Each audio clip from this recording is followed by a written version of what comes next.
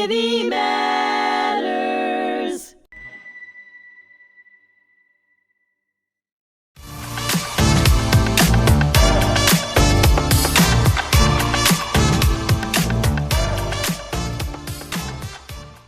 Hello, and welcome to hmTV, podcast channel of Holocaust Memorial and Tolerance Center of Nassau County, New York.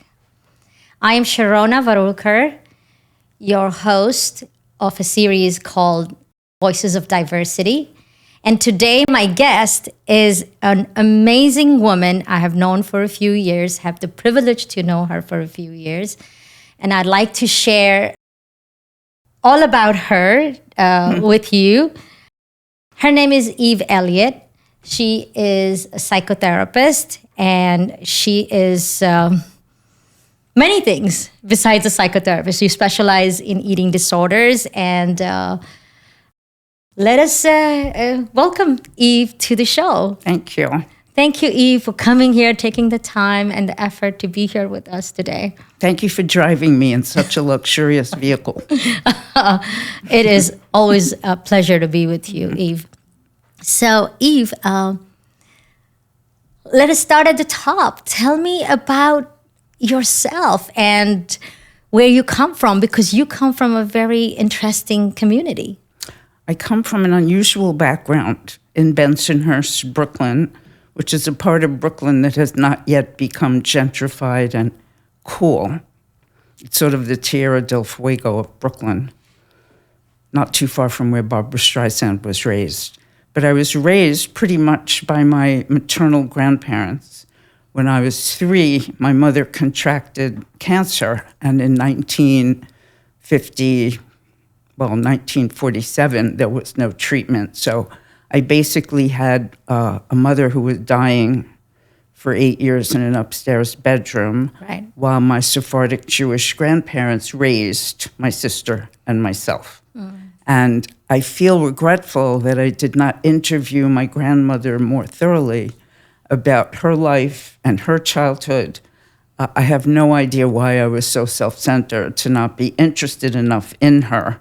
She was quite an extraordinary woman who came here in 1911 when she was 12 because of what was going on in Turkey and Greece with the Jews at the time. And she came here with her mother, and I never asked her where her father was. I never asked her what happened to him, which amazes me. When she got here with her mom to Ellis Island, her mom had an eye infection, so they had to go back to Greece. A year later, they came, and at which point her mom died of strep throat because there was no penicillin yet until 1928. So here was my grandmother orphaned at the age of 12, and she went to work on the Lower East Side by a very mean, apparently, uncle, sewing. At some point when she turned 14 or 15, she had been born and grew to be 11 in a town called Yanina in the northwestern part of Greece. Yes. And when people find out from whatever context that I had Greek grandparents, you use the word Greece to people and they picture Hydra, these beautiful islands with white buildings and blue ocean.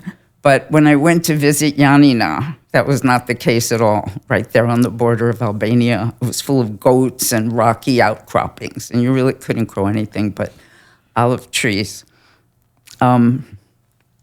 Anyway, there was a lake there, and that was kind of pretty. But the point of this is that in the Sephardic community, there was a very tribal, cultural imperative that you must marry another Sephardic Jew. And they were hard to find. Yes. Anyway, so there was an arranged marriage between my grandma from Yanina and the man that became my grandfather, who was from Arta. Mm-hmm. When I visited these two towns, I was shocked that Arta looked just like Newark, New Jersey, very industrialized. So they got married. Yes. And they went to live with my grandfather's mother. Yes. Who lived with her mother-in-law.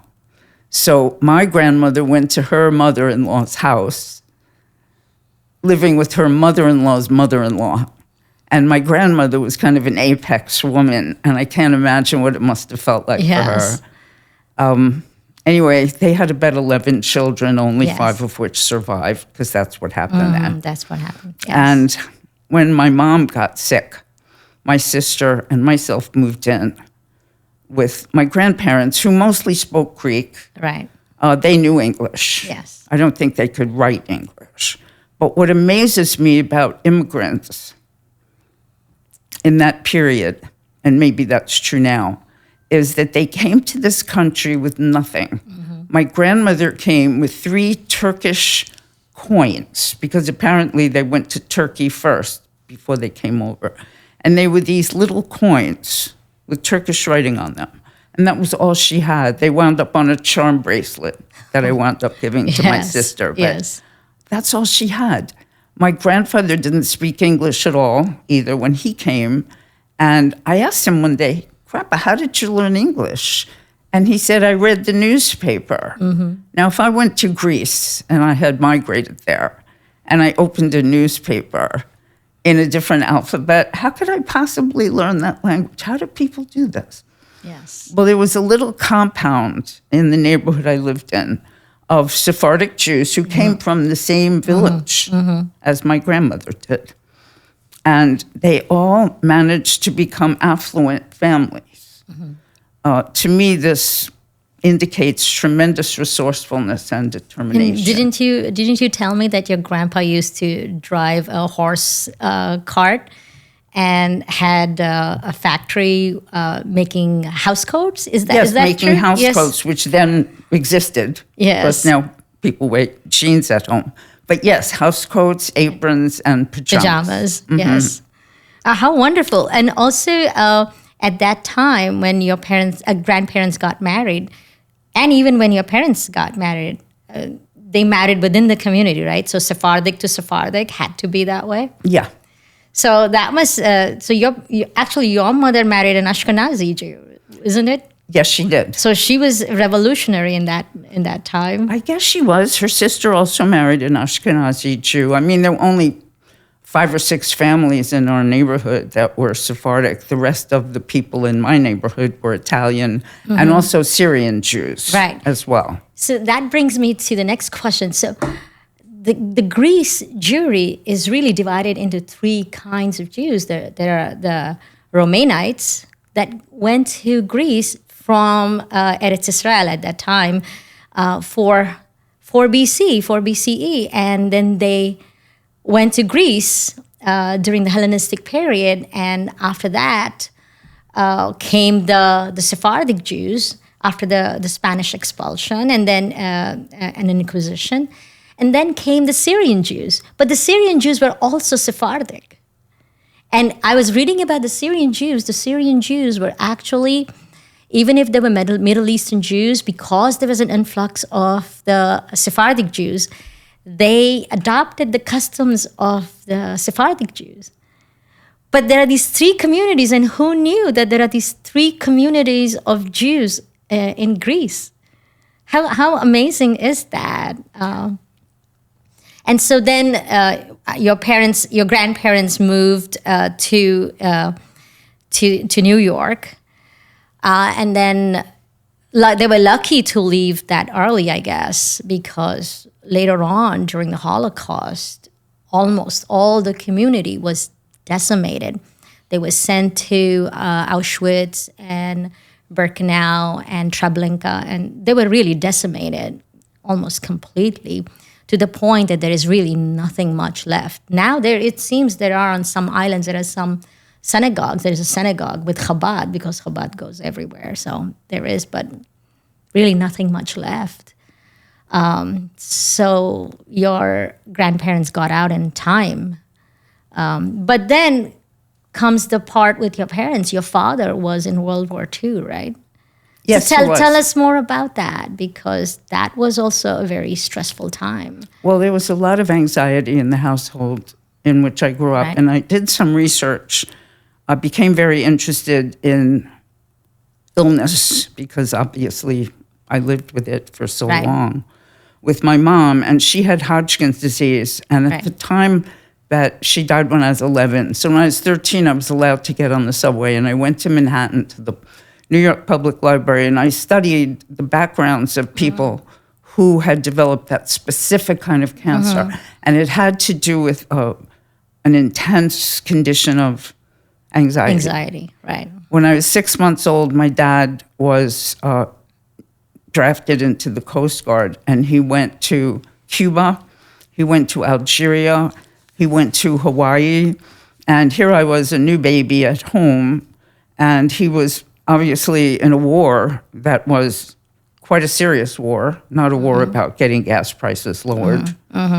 He was in a horrifying war on a tiny little boat, a sub chaser. Right, because he was a minesweeper, I understand? Yes, a He was minesweeper. and that's a dangerous job. Terrible. So he was gone for 3.5 years. Right. And it was when he came home and my mom got pregnant with my sister that they discovered that she was ill. What I remember about our observance of Judaism was not extensive, but I do remember important meals on high holidays. And I remember my grandfather going to the synagogue on Saturdays. And wearing a kippah. Other than that, there was not a lot of identifying as a Jew. Maybe if I knew more, I asked more, I would have understood that we were different. But do you remember you said that there was one ancestor, Solomon L. Solomon? Yeah, my grandfather's name was Solomon L. Solomon. And I don't know he was... why someone's parents would name them that. Well, it's easy to remember. Yeah. And he was one of the founders of the first Sephardic synagogue in New York City? Well, that's what my sister told me. I had no idea, and I don't know why she knows either. Yes. Because we were very quiet and trying to go, shh, because there was someone ill in the house all the time. Yes. So everybody had to be quiet. Everyone has to be quiet. And so little Eve had to be quiet and could Yeah. not speak and could not be heard because mother's needs came first. Yes, I thought that she might die if I had a need or expressed a need of any kind. And that must have had a huge impact on you. How did that affect your decisions in life in the future? Well, I think I fell in love with writing and Yes. books. My father had to drop out of high school Yes. halfway through because he had to help support his family who owned a candy store somewhere in Rockaway. And he always had a book. He was so deeply impassioned about writing and about books. So I really loved that. And one of the books I remember being on his nightside table was How to Parent. And I thought how wonderful that was. It was a big book, Yes. too. There must have been a lot in there. And he did a wonderful job. The grief and the horror of my mom being ill and being my grandmother's favorite child. She died when she was 36 years old, leaving my grandmother and my grandfather and my sister and my dad, Right. numb, Right. pretty much. But this was a formative experience. Your mother's illness, the fact that your father was in a very dangerous job. I mean, anything in war is dangerous. There's a risk of limb and life. It doesn't matter what you're doing, especially if you're on the front. And he was really on the fronts of the fronts. So that had a deep impact on you. And that further led you to study what you studied and become a therapist. Tell us more about that. Well, I that studied journey. psychology because I felt that emotional pain was much worse than physical pain, which you could help with medication, but emotional pain really twists your heart. Right. And also, it affected my wanting to be a writer and writing and learning words. The first book that I wrote with a co-author was a cookbook. And my dad was so proud of me that he carried this book on the subway How old to were work you at back that and time? forth. I was 28. Well, I didn't know about this book. No, yeah, the cookbook. At the time my friend and I wrote the cookbook, the Beechnut and Gerber baby food companies were putting monosodium glutamate in their food so that when the mom tasted it, it would taste better. And my friend and I were organically grown thinkers. So we decided to write a book called The Healthy Family Cookbook, which Harper and Row felt they could compete with Doubleday because there was already a book, like organic baby food book. And so we did quite well with that book. And then later on, I decided to write about eating disordered women because in the 80s and 90s, apparently, there was much more of a frequency, I think, of bulimia and anorexia. I'm not exactly sure why. If you were to trace back further, there is a connection with the eating disorders and what was happening in your home. And would you like to talk about it, or you don't have to? No, how could I have forgotten this? That's my job to remind you. The way that I coped with the misery and fear about my mom was I hid in the pantry closet, which was quite large in my granny's house, and I would eat the baklava and the Greek pastries that she made, and I became really, really, really overweight.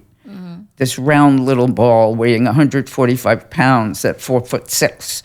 And so when I reached the age of 13, after my mom died, my dad said to me, you know, Eva, you're going to have a very difficult high school career, so I want to take you to our doctor. Now, what was interesting about our doctor was that he delivered my mom. He was also a Sephardic Jew. Sephardic Jew, from right. Yanina. Yes. And he delivered my mom, and he delivered me. Yes. So he was not a Dr. Feelgood. Yes. And he prescribed Dexamyl, which is an amphetamine. Yes. And I basically stayed on that drug until I was 35 years old and had a liver illness. Wow. And I knew if I continued taking it, I would die. But people took it like candy at that time, right? And it was just prescribed freely until people found out what this can do to your health. And eventually it's kind of receded in use. Well, even though it caused me to speak very fast, it also caused me to have very clean closets and straight A grades. Yes. And, you know, a lot of happy energy, which, you know, was a good help. It was much more helpful than the food. But yes, it was definitely my own experience of having been a compulsive eater. Right. And also then pretty much an anorexic due to the Dexamyl. Right. So, you know, I was living on cigarettes and Diet Pepsi, basically. Yes. I did become a cheerleader in high school. I always felt different. It wasn't so much the Sephardicness as the fact that I looked different. I had all of this big fuzzy hair, which I called an Isro rather than an Afro. And I had different, when I went to junior high, I had different lunches that my granny made. Like she would buy calf's brains and grind them with her own meat grinder and then make sort of burgers out of them. So there I was eating brain burgers when everyone else was eating. That's why you're so smart. Normal food. We have to thank your granny for it. And also, I never learned Yiddish from my own family. I learned words like plots and kvetch. And you would learn Ladino because Ladino would be more close to your heritage, being a Sephardic Jew. But you didn't really know Ladino either, right? No. And if I had known it, I wouldn't know what it was. Yes. But I didn't know all those Yiddish expressions. And most New Yorkers know them anyway, regardless of whether or not they're Jewish. But I only heard those words in the homes of my friends. And I thought they were adorable words. Yes, and that's how you also knew that you were different than all these other Jews in Bensonhurst and in Brooklyn and in New York City. Because you also had an olive skin and you looked different and the customs were different. Your grandparents lived differently. And then later on, you had more, because you didn't have much contact with your father's family, who was Ashkenazi, right? Right. Very little contact with them, just visits on Sunday. And the other formative experience in your life was your stepmom. Yes, my stepmom That is such an interesting story, and I'm so glad you brought it up, and I Yes. hope I can tell it in an economic way. Yeah. But my dad was matched by friends with a woman who became my wonderful, sort of real, functional mother. So they got married when I was 14, and her story was that when she was growing up in the Bronx, she met a young man called Moshe, and they both, she and Moshe, were like arch Zionists, and they had both grown up in the Bronx, and they wanted to go to Israel. So they went to Rutgers, and they studied animal husbandry, because what did they know about cows otherwise? And they smuggled themselves over to Israel, apparently, on a British boat, and they joined the kibbutz and the army, and had a child. And when he was 4, he was already bilingual, and they were very happy there. But Moshe was shot on the border of the two cities.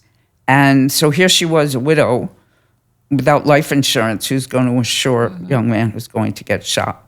So she had to move back to the Bronx with her son and live with her mom. And she and my dad had 3 more children, all of whom were taught Hebrew. Yes. And were bar mitzvahed and bat mitzvahed. So you're like a typical American family, or even an Israeli family. All these Ashkenazi, Sephardic mixes. How amazing is your story?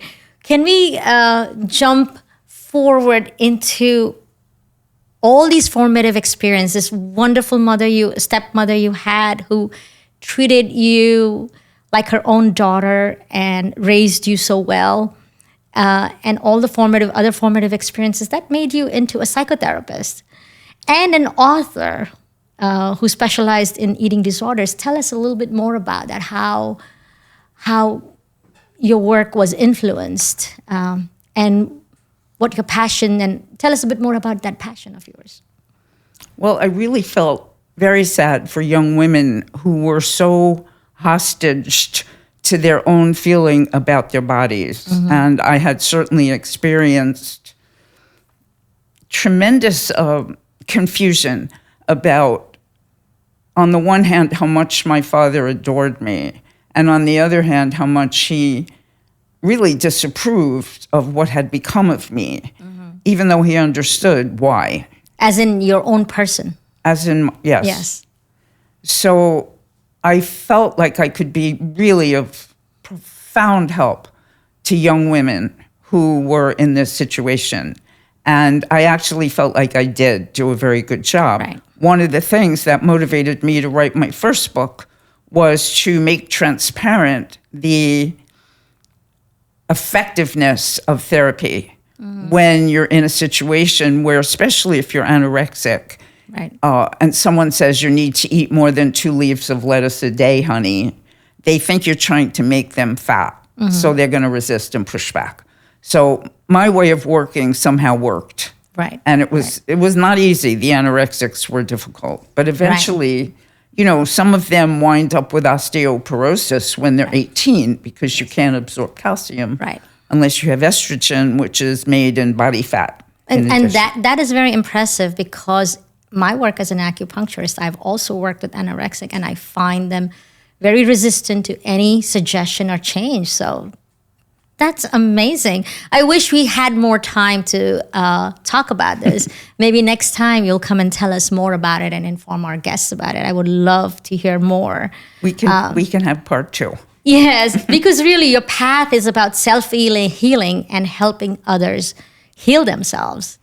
So as a Jew, as a psychotherapist, as a creative, sensitive, creative person, what do you now see? What's happening in the world? How does that make you feel?